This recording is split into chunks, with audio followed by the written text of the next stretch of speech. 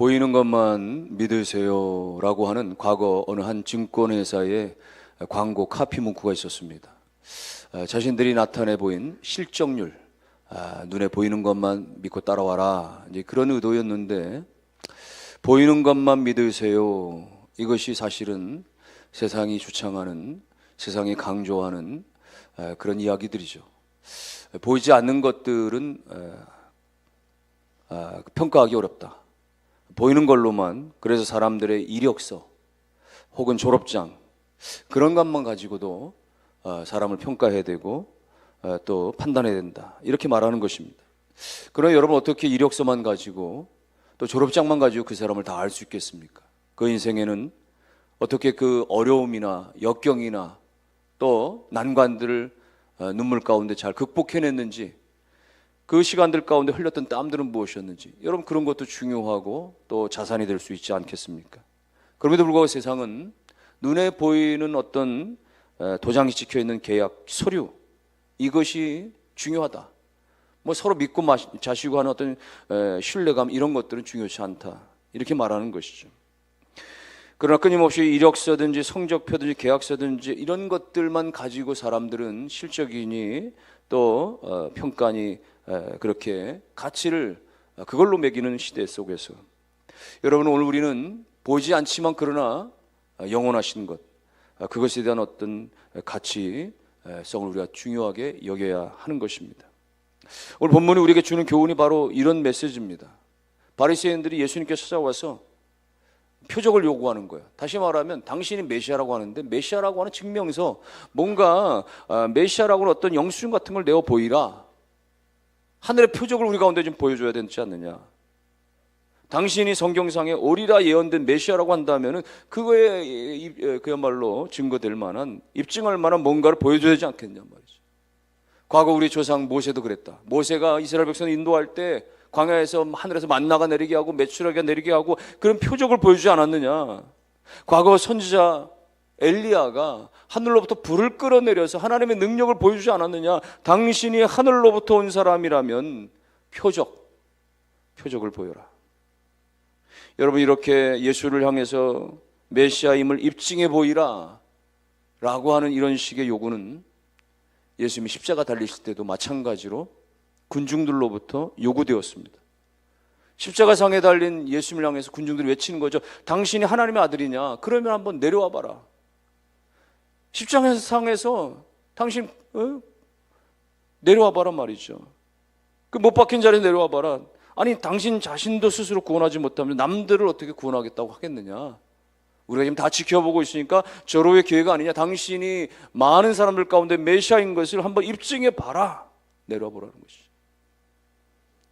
여러분, 만일에 예수님께서 그 군중들의 요구대로 그렇게 괴력을 나타내셔가지고 손과 발에 박힌 대못을 다 쑥쑥 뽑아버리고 말이죠, 그 십자가상에서 공중 3회 전도 돌게 해가지고 막 바닥에 쫙 착지하면서, 자, 봤지? 내가 못 내려올 줄 알았냐? 여러분, 그런 식으로 예수님께서 십자가상에서 그대로 뿌리치고 내려오셨다고 한다면 어떤 일이 벌어졌겠어요? 물론 커다란 소용이 일어났겠죠. 소동이 일어났겠죠. 혼란이 일어났겠죠. 반전도 나타났겠죠. 그러나 그렇게 되면 예수님이 십자가 지시는 건 다 물로 건너가는 거예요. 실패로 돌아가는 것입니다. 그래서 예수님께서는 그들이 요청하는 대로 십자가상에서 내려와 봐라 라고 하는 것을 침묵으로 거절하시고 마지막까지 십자가를 지심으로 내가 다 이루었다 말씀하시고 운명하셨던 것입니다. 여러분, 무슨 이야기입니까? 우리가 받은 구원은, 우리가 얻는 생명은 어떤 표적이나 어떤 기적이나 이런 것들로 이루어지는 것이 아니라 예수 그리스도의 십자가, 주님이 십자가를 마지막까지 지셨기 때문에, 십자가의 대속의 피를 흘려주셨기 때문에 그 사실로 말미암아 우리가 죄사함 받고 구원받은 줄로 믿습니다. 십자가 외에는, 예수 그리스도의 십자가 대속 외에는 우리가 구원받는 길이 없는 거예요. 어떤 말이죠, 천지가 그야말로 요동치는 어떤 기적을 통해서 이 구원이 이루어지는 것이 아니라 오직 예수 십자가만으로 이루어진 것입니다. 그러므로 오늘 바리새인들과 같이 주님 앞에 나오면서 말이죠, 무언가를 내놓으라고, 보이라고 말이죠, 그렇게 요구하는 모습이 있어서는 안 되는 것입니다. 그런데도 불구하고 혹여 예수 믿는 우리의 동기들이 혹은 주님 앞에 나와 예배 드린다라고 하는 우리의 이 입장들이 혹여 바리새인들의 욕심과 같은 말이죠. 우리에게도 주님 뭔가 응답을 주시고 뭔가 눈에 보이는 기적을 좀 달라라고 말이죠. 때로는 그런 식의 어떤 주님과 마치 그렇게 흥정하듯이 그렇게 요구하면서 말이죠. 주님 당장에 이달에 이번 문제에 이 어떤 질병에 응답하시고 고치시고 뭔가 능력을 나타내 보이시면 내가 예수를 제대로 믿겠고, 그렇지 않으면 나 예수 믿기 어렵습니다. 여러분, 이런 식의 흥정의 모습은 우리 가운데 있지 않습니까? 여러분, 우리의 생활이 어려울 수도 있습니다. 생에 여러 가지 문제가 봉착될 수 있습니다. 여러 가지 질병으로 휩싸여서 고통 가운데 있을 수 있습니다. 그런데 여러분, 그런 문제들이 해결되고 해결되지 않고가 우리가 신앙생활을 계속할 것이냐 말 것이냐, 여러분 이것을 좌우할 수 있어야 되느냐 말이죠. 예수 그리스도께서 하늘의 모든 보좌 영광을 다 버리시고 우리 위하여서 십자가를 지신 그 구속의 은혜와 사랑이 내가 인생의 문제가, 내가 삶의 문제가 해결이 안 되기 때문에 더 이상 믿을 가치가 없다라고 내가 뿌리치고 내동댕이 치고 내가 예수를 떠나고 신앙을 떠날 수 있어야 하는 문제가 되는 것입니까? 여러분, 우리가 하나님을 그렇게 값싼 싸구려 신으로 말이죠, 그렇게 만들어 버리면 안 되는 것이에요. 기적을 주시고 응답을 주시고 하는 것은 전적으로 하나님 편에 달려있는 것이에요. 응답은 전적으로, 역사는 하나님께 달려있는 것이고 내가 그것을 이렇게 하실런지 저렇게 하실런지 내가 요구하고 내가 시험할 내용은 아닌 것입니다. 뭔가를 응답해 주시면, 해결해 주시면 내가 제대로 믿겠습니다, 그것이 아니고 이미 나를 위하여서 십자가의 은혜로, 그 십자가의 사랑으로 다 이루어주신 모든 속죄를 다 이루어주신 예수 그리스도의 그 은혜를 붙들고 믿는 여러분 다 되시기를 주의 이름으로 축원합니다. 오늘 예수님께서는 이 표적을 보여달라, 이 바리새인들의 요청에 대해서 거절하십니다. 그러시면서 12절에 보니까 마음속에 깊이 탄식하셨다, 이렇게 표현합니다. 왜 주님께서 저들의 요구 앞에 탄식하셨습니까? 아니, 예수를 가장 잘 알아야 될 대상들이, 서기관들과 바리새인들이 말이죠, 성경을, 율법을 가장 잘 안다라고 했으니 메시아에 대한 예언에 대해서 잘 안 그들이 말이죠, 예수를 누구보다도 받아들여야 됐을 그들이 자기들이 가지고 있는 종교적인 특권, 그 종교적인 어떤 기득권 때문에 말이죠, 예수를 거부하고 예수를 불신앙하고 있으니까 예수님 마음속에 탄식하실 수밖에 없는 것입니다. 여러분, 그 주님께서 오늘 저와 여러분들을 바라보시면서 혹여 탄식할 수 있는 부분은 없으실까요? 우리가 신앙생활 이만큼 했는데 십수년, 수십 년째 벌써 신앙생활을 하고 있음에도 불구하고 우리가 하나님을 제대로 깨닫지 못하고 하나님을 제대로 발견하지 못하고 우리의 믿음이 성장하지 못하고 있다고 한다면, 우리가 영적으로 여전히 어린아이의 자리에, 영적으로 여전히 우리가 초보와 같은 모습에 빠져 있다고 한다면 우리를 향해서 주님께서 슬픔의 탄식을 하시진 않으시겠습니까? 부모가 자녀를 낳았는데 말이죠, 그 자녀가 원령에 따라서 연령에 따라서 좀 성장해야지, 키도 성장하고 몸무게도 성장하고 말이죠, 그래야 되는데 아이가 제대로 성숙하지 못하면 부모가 얼마나 근심이 되겠어요. 아이가 성인이 되어서도 여전히 부모만 의존하고 말이죠, 뭔가 부모만 매달리고 말이죠, 마마보이처럼 성인아이처럼 그렇게 살아간다고 한다면 그 아이를 향한 부모의 기대가, 그 부모의 소망이 말이죠 무너지면서 그 철부지 자녀를 보면서 부모의 심정이 얼마나 무너지겠습니까? 여러분, 우리가 주님을 향해서 그렇게, 주님은 내 기도 가운데 응답만 하시는 분이고 뭔가 응답하고 역사하시고 뭔가 눈에 보이는 표적이나 기적만을 요구하는, 마치 어린아이와 같은 말이죠, 그것만을 바라는 그런 신앙, 그것이 아니라 오늘 주님 자체, 주님과의 어떤 우리가 인격적인 만남과 그분 안에서의 깨달음과 하나님이 주시는 그 교훈들 가운데 우리가 기쁨을 얻고 주님과의 교통으로 우리가 기뻐하고 만족하는 말이죠, 주님을 더 알아가는 것에 대해서 우리가 기뻐하는 말이죠, 믿음이 성숙하고 신앙이 성숙한 그런 하나님의 자녀로 하나님께 인정만 우리 모두가 다 될 수 있기를 주의 이름으로 축원합니다. 하나님, 우리가 성장하시기를 원하세요. 변화되기를 원하십니다. 작년보다 우리의 신앙이, 과거보다 우리의 현재가 말이죠, 우리 신앙이 달라지고 변화되고 성장해가고 믿음이 더 커져가기를 원하시는 것입니다. 그런데 여전히 말이죠, 오랜 세월이 지나도 여전히 제자리이거나 여전히 우리가 사명을 가지고 앞장서야 될 사람들이 여전히 뒤에 쳐져서 못하겠다라고만 하고 거부만 하고 말이죠, 여전히 주변에서 배회하며 겉돌기만 한다고 한다면은 우리 주님 우리를 향해서 기뻐하실 수가 있겠습니까? 반대로 우리 안에 있는 어떤 종교적인 기득권만 가지고 말이죠, 특권만 가지고 말이죠, 믿음은 하나도 없으면서 오늘 우리가 오히려 하나님의 공동체와 하나님의 나라 가운데 걸림돌이 방해가 된다고 한다면 그 또한 하나님께서 우리를 향해서 탄식의 대상이 되지 않겠습니까?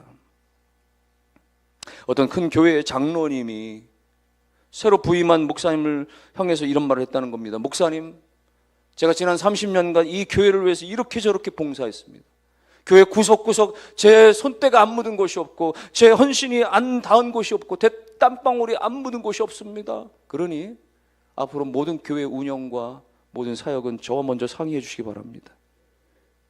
여러분, 어떻게 보면 그 장로님이 말이 30년 동안 교회를 위해서 헌신한 것에 대해서 말이죠, 그 참 수고에 대해서 인정할 수 있는 부분이지만, 그러나 그것을 앞세워서 그것을 마치 자기가 중심이 되어야 된다라고 강조하는 것은 어떤 하나님의 역사의 그 새로운 바람을 가로막는 그런 걸림돌이 되지 않겠습니까?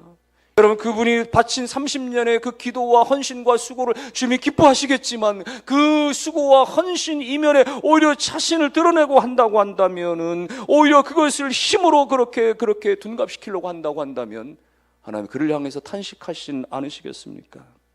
오늘 본문의 이 바리새인들은 성경을 누구보다도 너무나 잘 알았습니다. 너무나 종교적인 사람들이었습니다. 그런데도 불구하고 자기들이 하나님을 가장 잘 섬긴다라고 하는 그 사실이, 그 기득권과 같은 모습이 오히려 자기 앞에 있는 예수 그리스도를 발견하지 못하는, 예수 그리스도를 거부하고 만드는, 예수 그리스도의 진정성을 알아보지 못하는, 메시아임을 알아보지 못하는 그런 자가당착 혹은 자기 방해 혹은 자기 스스로 독이 되고 말았던 것입니다. 사랑하는 성도 여러분들이요, 여러분이 자랑하는 신앙의 연수가 무엇입니까? 여러분이 사랑하는 여러분의 교회에 향한 여러분의 봉사와 사역들은 무엇입니까? 그것이 주님 앞에 기쁨이 되어야 하고 주님께 영광이 되어야 하는데, 혹여라도 주님의 탄식이 되지 아니하도록 날마다 겸손히 주님 앞에 주님을 높여드리는 우리의 삶이, 우리의 신앙이 되어질 수 있기를 주의 이름으로 축원합니다. 오늘 주님께서는 이 완악하고 이 불신앙적인 바리새인들을 향해서 표적을 나타내 보이지 않겠다라고 단언하시는 것입니다. 그러면서 경고적으로 그렇게 말씀하세요. 12절 중반에 보니까 어찌하여 이 세대가 표적을 구하느냐, 내가 진실로 너에게 이르노니 이 세대에 표적을 주지 아니하리라. 주님이 표적을 나타내실 수가 없어서가 아니에요. 능력이 없어서가 아닙니다. 부족해서가 아닙니다. 이 사람들은 주님이 행하신 것들을 다 보았어요. 그런데도 받아들이지 않는 거예요. 여전히 불신앙으로 가득 차 있기 때문에 그들 가운데는 어떤 표적을 나타내 보여도 이미 소용없는 존재다, 그렇게 말씀하시는 것입니다. 여러분, 믿음이 없으면 아무리 암병이 고쳐져도 이걸 하나님의 능력을 받아들이잖아요. 의술이 좋아서 그렇고 말이죠, 의학이 발달돼서 그렇다고 그러고 말이죠. 그러나 여러분, 믿음이 있으면 어떡합니까? 감기만 고쳐줘도 하나님의 은혜입니다, 이렇게 고백하는 것이죠. 여러분, 감기를 우습게 여기는 게 아니에요. 감기에 걸려서 그것이 발전되면 말이죠, 폐렴으로 전이돼서 죽어나가는 사람들이 수백입니다. 그러니까 말이죠, 감기만 잘 고쳐줘도 하나님 감사합니다, 주의 은혜입니다 말이죠, 이렇게 고백하는 것이 진실한 믿음이, 신앙이 되어지는 것입니다.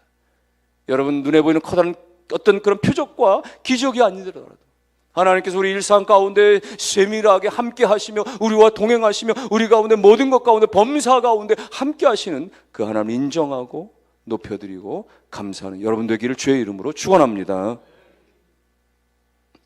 오늘 이 바리새인들의 요청을 거절하신 예수님, 13절에 보니까 그들을 떠나시는 거예요. 그들을 떠나시다. 여러분, 예수님을 향하여 그렇게 시험하고 유혹하고 주님은 그런 자들 가운데 더 이상 같이 하지 않으시는 것입니다. 끝까지 불신앙으로 다가오는 사람 가운데 예수님은 함께 하지 않으시는 거예요. 예수님을 그냥 구경하기 위해서 그저 예수님을 그저 그렇게 구경꾼처럼 말이죠, 뭔가 표적만을 바라는 그런 사람들 가운데 능력을 나타내 주기만을 시험하는 그들 가운데 주님 더 이상 그들 가운데 같이 계시지 않고 그들을 떠나버리시는 거예요.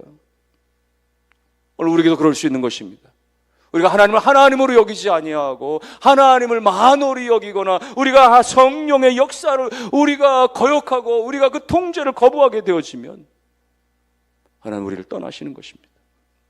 오늘 우리 가운데 끝까지 이 불신앙적인 불신의 자세를 저버리지 아니하고 여전히 우리의 자기 중심의 자기 고집만을 우리가 고수하고 있다면 주님의 역사는 우리 가운데 떠나가시고 마는 것입니다. 사랑하는 모든 성도 여러분, 그러므로 오늘 이 본문 말씀 우리에게 주는 교훈들은 그것입니다. 보이는 것이나 어떤 현상에만 집착하고 매달릴 것이 아니라 영원하신 하나님을, 변함이 없는 그 진리를 굳건히 붙들라라는 것입니다.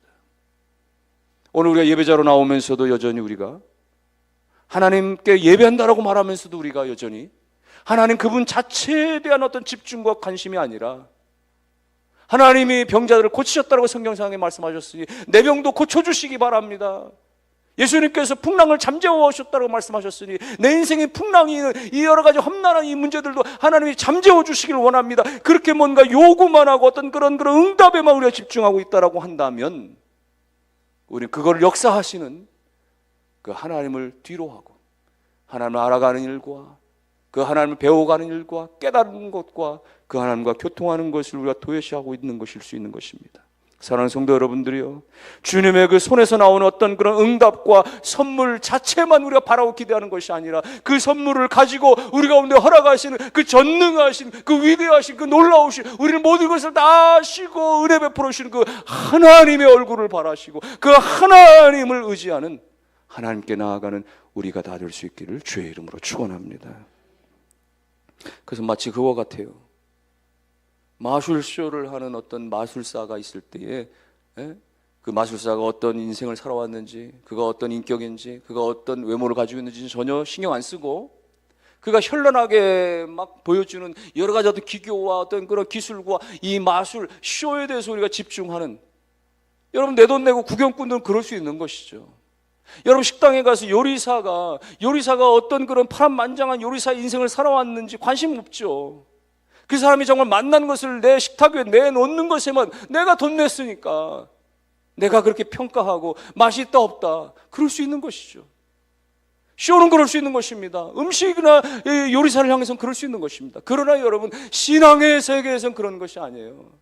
내게 뭔가를 보여주는 것으로만 집중되어서는, 내 식탁 위에 펼쳐주는 것에만 집중되는 것이 신앙이 아니고, 여러분 하나님은 어떤 마술사나 어떤 요리사가 아니시고 오늘 우리 가운데 생명을 주시는, 오늘 우리 가운데 생명을 주관하시는 전능하신 나의 구원자이신 하나님이시기 때문에 우리 눈에 보이는 것이나 내게 차려진 것들에 집중하는 것이 아니라 오늘 그분 자체, 하나님 자체에 주목하시고 기대하셔야, 그래야 하나님께 영광이 되어지고 하나님의 기쁨이 되는 줄을 믿으시기를 주의 이름으로 축원합니다.